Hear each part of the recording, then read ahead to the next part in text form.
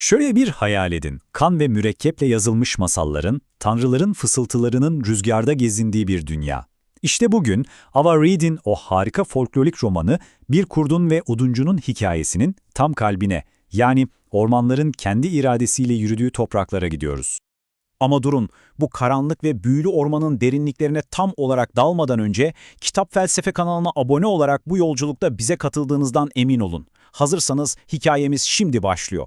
Her şey kanında tanrıların büyüsünden bir damla bile olmayan bir kızla başlıyor. Adı Evike ve büyünün her şey demek olduğu bir dünyada o ne yazık ki bir hiç. Düşünsenize, roman tam olarak bu gizemli ve tekinsiz cümleyle açılıyor. İnsanı anında bir gerilimin içine çekiyor, değil mi? Kim bu oduncular?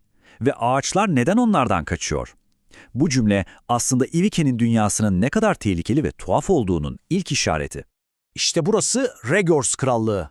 Haritanın tam ortasında gördüğünüz o devasa Ezersem ormanı var ya, işte orası eski tanrılara inanan paganlar için bir sığınak. Ama bu sığınak bile kralın korkulan oduncularından tamamen güvende sayılmaz. Evike'nin yalnızlığının ne kadar derin olduğunu anlamak için şu tabloya bakmak yeterli aslında. Diğer kızlar, tanrıların onlara bahşettiği yeteneklerle donatılmış kurt post pelerinleriyle adeta birer güç simgesi. Evike ise bu yüzsüzlüğü yüzünden kısır olarak damgalanmış, dışlanmış, yamalı peleriniyle kendi aşağılık duygusuna bürünmüş bir avcı sadece. İşte bu acımasız sözler en büyük rakibi Katalin'den geliyor ve Evike'nin durumunun ne kadar trajik olduğunu yüzümüze çarpıyor. Büyüsüzlüğü onu odunculardan koruyan tek kalkanı.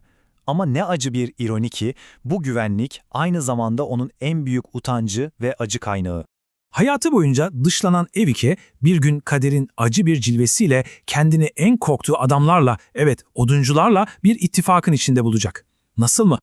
Ve işte kader ağlarını tam da burada örüyor. Bir kehanet, oduncuların kahin için geldiğini söyleyince köy halkı değerli Katarinlerini korumak için kimi feda ediyor dersiniz? Tabii ki Evike'yi. Saçlarını boyayıp üzerine bir kahinin pelerinini geçiriyor ve onu korkulan odunculara kurban olarak teslim ediyorlar. Yalnız bir sorun var. Oduncuların lideri öyle sıradan biri değil. O Barain Gaspar, yani krallığın kayıp prensi. Ve çok gizli bir görevde. Babasının emriyle eski tanrıların en büyük gücünü bulmak zorunda. Gaspar, görevi ve kendi inancı arasında sıkışıp kalmış, oldukça karmaşık bir karakter.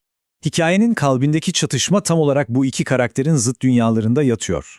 Evike'nin doğayla iç içe, kaotik ve büyülü inanç sistemi, Gaspar'ın düzen, yasa ve tek bir tanrıya dayalı katı inancıyla fena halde çarpışıyor. Ve hayatta kalmak için bu iki zıt dünyanın bir şekilde ortak bir yol bulması gerekiyor. İşte bu zorlu yolculuk onları hiç istemedikleri bir ittifaka zorluyor. Birbirlerine fena halde ihtiyaçları var ve bu ihtiyaç onları bu düşman dünyada birbirine bağlayan bir pazarlığa dönüşüyor. Yani artık birbirlerine aitler. Tam da bu noktada Evike'nin hikayesi bambaşka bir yöne evriliyor. O, ilahi bir büyüden çok daha farklı, kökleri kendi mirasında ve bilgide yatan yepyeni bir gücü keşfederken dönüşmeye başlıyor. Yolculukları onları başkent Kiralisekke'ye getirdiğinde Evike hayatının şokunu yaşıyor. Babası Zigmond hayatta. Babası kral tarafından dışlanmış, bilgileri ve tarihleri yok sayılan Yehuli halkından bir bilgin. Ve kızı Evike'ye kanında taşıdığı ama varlığından bile haberdar olmadığı bir geçmişin ve gücün kapılarını aralıyor. İstem ve Ördok miti, yani gök tanrısı ve yeraltı tanrısının hikayesi, dengenin ne kadar önemli olduğunu anlatıyor. Bu, Evike'nin kendi içsel yolculuğunun bir yansıması aslında. Gücün sadece aydınlıkla ilgili olmadığını, asıl gücün karanlığı da anlamaktan geçtiğini keşfediyor. Evike'nin asıl gücüne kavuşma yolculuğunu 3 basit adımda özetleyebiliriz aslında. Onun gerçek büyüsü gökten gelen tanrılardan değil, bilgiden, okuryazarlıktan ve en önemlisi kendi kimliğini kucaklamaktan geliyor. Ve işte o an, hayatında ilk kez kendi adını yazdığı o sihirli an. Bu sadece harfleri bir araya getirmek değil, bu onun parçalanmış kimliğini birleştirmesi ve gücünü tamamen kendi ellerine alması demek.